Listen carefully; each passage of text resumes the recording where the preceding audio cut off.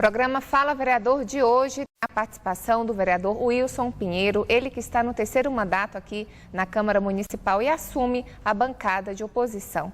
Vereador, o senhor elencou aqui 3 projetos dentro da sua linha de oposição, que seria o projeto aí do IPTU, do FundaSUS e também da denúncia do Tarja Preta, né? Dentro dessa questão do IPTU, o senhor mobilizou também a comunidade, a sociedade em Uberlândia contra esse projeto. O que ele era tão iria trazer de tão malefício, né? E também com a aprovação dele. Esse projeto veio para cá inicialmente, ele tinha aumento, dependendo do bairro, alguns condomínios, alguns bairros, de 2.000% até 4.000%. Ele tratava a cidade de maneira absurda, um aumento absurdo. Então ele tinha, por exemplo, e depois ele foi trocado e votou de um dia para o outro. Então nós panfletamos a cidade, mobilizamos a imprensa, deu uma cobertura importante, o prefeito trocou o projeto, mas mandou para o povo de Uberlândia 60% no terreno, independente de estar construído ou não, e 30% na construção. Então se você tem um imóvel e ele tem uma construção, você vai pagar 60% sobre o preço, né, da tabela do terreno, mais 30% da construção de acordo com a área construída. O que acontece? Ele considerou por bairro, ou por região, ou por quarteirão, o preço do método da construção. Então você pega uma rua César Alvim, ou vamos supor uma rua ali do bairro Patrimônio. Uma casa simples teria o mesmo método da construção, metro quadrado da construção, do que uma casa de luxo. Nós sabemos que alguns bairros, os bairros mais antigos de Uberlândia, Martins, Brasil, Fundinho, tem casa simples e tem casa feita com adobro, casa que o pilar é de aroeira, né? Então, se ele iguala por região ou por quarteirão, a pessoa simples está pagando igual a pessoa que tem poder aquisitivo. Então ele fere a Constituição porque ele não considera o poder. A Constituição fala que você tem que considerar o que a pessoa tem condição de pagar. Então esse projeto foi aprovado, o povo vai sentir o ano que vem. Esse foi o pior. Em São Paulo, um aumento de 30%, gerou ação da Justiça, Ministério Público, Uberlândia foi o pior. Então esse foi a nossa grande luta. E como que a população vai poder lidar com essa situação, vereador? Eu acho que a grande parte da população não vai conseguir pagar e vai para a dívida ativa, aí a prefeitura vai executar. Na verdade, a prefeitura está fazendo expurgando a população carente de algumas regiões da cidade. A pessoa não consegue pagar o IPTU, né? Ou a pessoa tem um imóvel que aluga, né? Às vezes o IPTU vai ficar mais caro do que o condomínio daquele setor de apartamentos. Então vai ter absurdos o ano que vem. Infelizmente o prefeito entrou com muita vontade de arrecadar e fez esse projeto absurdo aqui em Uberlândia. E foi aprovado? Foi aprovado, infelizmente eu votei contra. Vereador, a respeito da FundaSUS, o senhor acompanhou de perto essa questão mesmo de rescisão de contrato? O que o início do projeto trazia e o que foi mudado? O projeto da FundaSUS também é uma opção do governo. Ele quer assumir a saúde ou ele pode terceirizar. Em Uberlândia ela estava terceirizado, Uberaba atualmente o prefeito quer repassar para a iniciativa privada o setor da saúde, fazendo o contrário de Uberlândia. A opção do prefeito, direito dele. O problema é que ele criou uma fundação pública de direito privado, né? E existe decisão do Supremo que não pode mais ter o regime misto, ou seja, estatutário e seletista. Então, como Uberlândia optou lá atrás pelo regime estatutário, não poderia agora criar um regime seletista. E a FundaSUS, ela é uma fundação de CLT, de carteira de trabalho. Então, isso é inconstitucional. Eu fiz uma representação no Ministério Público, né, com o doutor Fernando Martins, e ele deverá questionar isso na Justiça, ou seja, a FundaSUS, ela é inconstitucional. Além disso, ela está contratando por processo seletivo, existem inúmeras denúncias de fraudes e de coisas erradas no processo seletivo. Pessoas que são aprovadas com uma boa classificação, depois não conseguem sequer mandar o currículo. Então tem avaliação, né, de prova escrita, de conhecimento e avaliação de currículo. Então o sistema fica travado, diversas denúncias também chegaram ao nosso conhecimento, chegaram ao conhecimento do Ministério Público do Trabalho, principalmente no Ministério Público Estadual. É uma questão que vai dar muito problema. O prefeito chegou ao ponto de demitir todos os funcionários da Fundação Maçônica sem ter dinheiro em conta e queria parcelar o acerto rescisório, férias, 13º, fundo de garantia, multa, indenização. Então isso foi um absurdo. Se não fosse a mobilização dos trabalhadores, a intervenção do Ministério Público do Trabalho, isso teria acontecido. Então o prefeito fez atitudes impensadas e prejudicou todos os trabalhadores da saúde. Essa questão da Fundações hoje parece que abaixou um pouquinho. Como que está? Ela está latente, o prefeito está aprofundando no caos. O que é? Se ela é inconstitucional, ele está gastando dinheiro, recursos públicos e caminhando para contratar pessoas pelo regime da CLT. Se entra com a ação e anula a fundação, aí vai ter responsabilização dos atos praticados e a nulidade de todos os atos praticados. Se ela nasceu errada, ela não pode gerar filhos legais. Ela é inconstitucional e jamais poderia estar atuando como tem atuado. E como é que ficou a questão da Fundação Maçônica, da Sal da Terra? A Fundação Maçônica, na verdade, ela está como se fosse uma mãe de aluguel, né? Uma mãe adotiva. Ela está com os funcionários ainda, mas sequer o salário dos funcionários passa pela Sal da Terra, pela Fundação Maçônica. Então, a Prefeitura está fazendo folha de pagamento e pagando. É uma situação extremamente delicada e eu entendo uma situação extremamente ilegal. Gera uma intranquilidade na população, vereador, porque a questão da saúde parece que ficou um tema muito delicado nesse ano. A saúde sempre foi complicada e esse ano o pessoal penou muito, né? Nessa questão dos servidores, gera insatisfação, né? Insegurança, troca de equipes, sai pessoas treinadas, pessoas experientes entre pessoas sem experiência e nas licitações, outro problema sério, o prefeito, apesar da gente já estar no mês de novembro, ele não conseguiu regular o estoque de medicamentos. No início, como sempre, julgar a culpa do prefeito anterior, mas eles não conseguiram ainda, no meu entender, não conseguiram por conveniência. A exceção virou regra, a lei de licitação fala o seguinte, que em casos excepcionais e lista esses casos, você pode comprar sem licitação, né? Mas aqui na Prefeitura de Uberlândia está virando regra, contratar sem licitação. Contrata o amigo, contrata a empresa que você conhece e aí gera um punhado de ação na justiça. Como o senhor colocou o seu papel de fiscalizar, o senhor está dentro dessa situação atuando.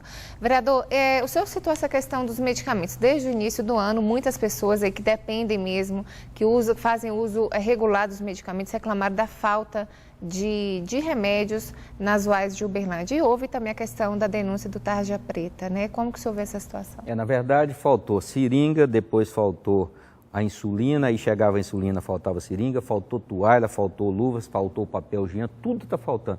Faltou anestésico nas UAS de Uberlândia, faltou dipirona nas UAS de Uberlândia. O dia que chega um, falta outro. Na verdade é o seguinte, a Operação Tarja Preta é uma operação do Ministério Público do Estado de Goiás, 70 promotores e da Polícia Federal do Estado de Goiás, com gravações autorizadas pela Justiça, ou seja, grampos telefônicos, gravações, investigando-se a situação de diversas prefeituras do Estado de Goiás.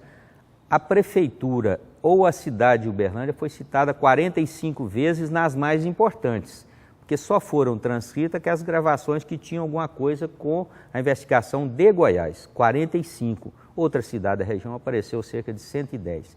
E algumas gravações comprometedoras de pessoas falando que tinha feito compras emergenciais aqui em Uberlândia de 900 mil, os bandidos abriram conta em banco aqui em Uberlândia de 660 mil, eles venderam imóveis aqui, eles falam que reuniram com secretários, com pessoas da prefeitura aqui, isso no ano de 2013. As gravações dizem respeito a início desse ano até agora, mês de setembro. Então, como apareceu essas citações, eu gostaria que isso fosse investigado.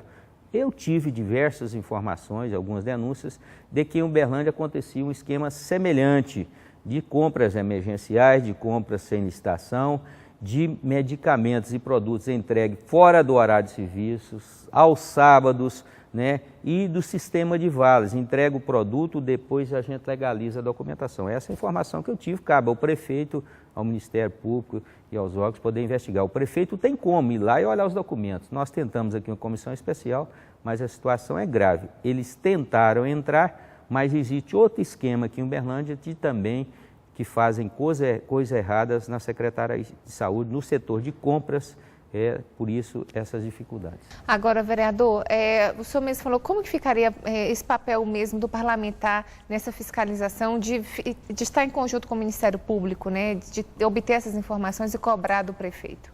Nem sempre o parlamentar tem essa dificuldade, o parlamentar tem essa facilidade. O parlamentar às vezes recebe a denúncia, eu recebo denúncia semanalmente, para não falar diariamente, e muitas vezes a gente tem dificuldade de chegar na verdade. Nós temos que ter responsabilidade, porque a gente não pode acusar pessoas inocentes. Então eu, como oposição, eu já atuei na oposição, eu tenho muita cautela ao tornar pública essas denúncias que chegam. Então nós temos que aprofundar e investigar. Às vezes eu falo como amigo aqui, mesmo que não considere.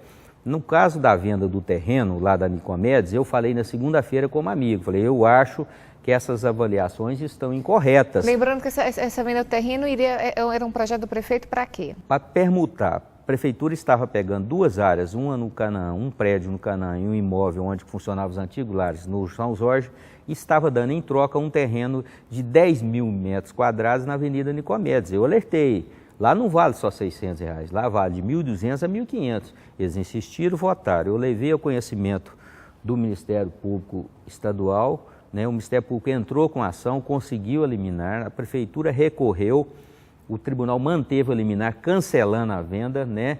E agora a prefeitura fez uma comissão, abafa o caso, para tentar desfazer o negócio. Mas não vai adiantar só desfazer o negócio, vai gerar responsabilidade e improbidade, porque eles tinham consciência e foram alertados, e é público e notório que um terreno na Nicomedes jamais pode ser avaliado em R$600 o metro quadrado. Se na beira do anel viário tem empresa vendendo loteamento novo por 380 metros quadrados, como vai vender na Nicomedes por 600? Agora a investigação está com o Ministério Público. Já está com ação na Justiça, agora a decisão é da Justiça.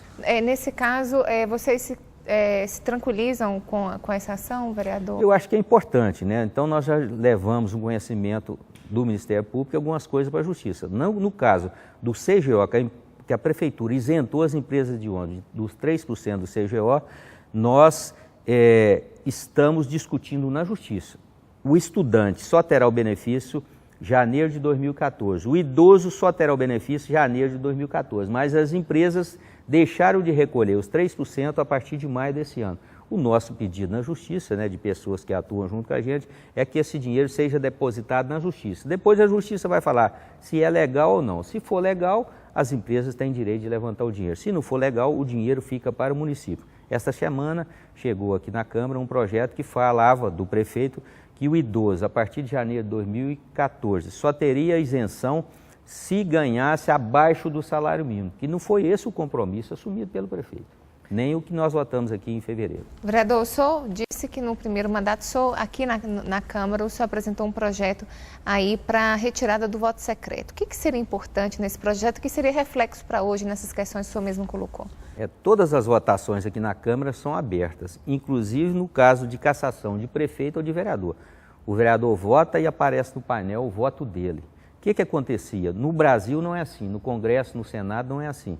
A pessoa faz um discurso na tribuna e vota diferente no painel. O Uberlândia já é assim há mais de 8 anos. Inclusive, Belo Horizonte usou como modelo o nosso projeto de minha autoria aqui na Câmara de Uberlândia, a transparência. O eleitor tem direito a ter o voto secreto. O político não tem que saber em quem o eleitor vota. Agora, o político tem o dever de falar e fazer como ele votou. Aumento de IPTU, votou sim ou não? Né? Cassação de prefeito corrupto, sim ou não? Cassação de vereador corrupto, sim ou não?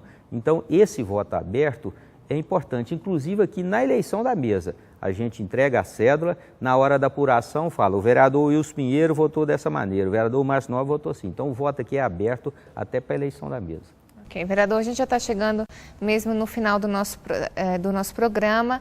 O senhor que entrou no Ministério Público com várias ações também que o senhor colocou contra o município. Queria que o senhor fizesse uma consideração final rapidinha para os telespectadores. A gente tenta resolver as coisas aqui na Câmara, votando, debatendo, fazendo emenda. Não deu certo o caminho, ou é a Justiça ou o Ministério Público. Nós representamos no Ministério Público, salvo engano, 7 vezes, e uma vez nós estamos discutindo a Justiça. Porque a minha força, o meu poder de fiscalização, ele é limitado. Então, cabe ao prefeito, cabe ao secretário, cabe à Justiça aprofundar essas investigações. E o senhor vai continuar nesse trabalho? Com certeza. Uhum. Ok, esse é o programa Fala Vereador, com a participação do vereador Wilson Pinheiro. Obrigada, vereador. pela sua participação. Eu que agradeço, é um prazer estar sempre aqui com vocês, debatendo. Se quiser falar comigo, eleitor 9672-2123, eu não me escondo do eleitor, estou sempre disponível, ou aqui na Câmara, ou no meu gabinete, ou na minha casa. Obrigada pela sua participação.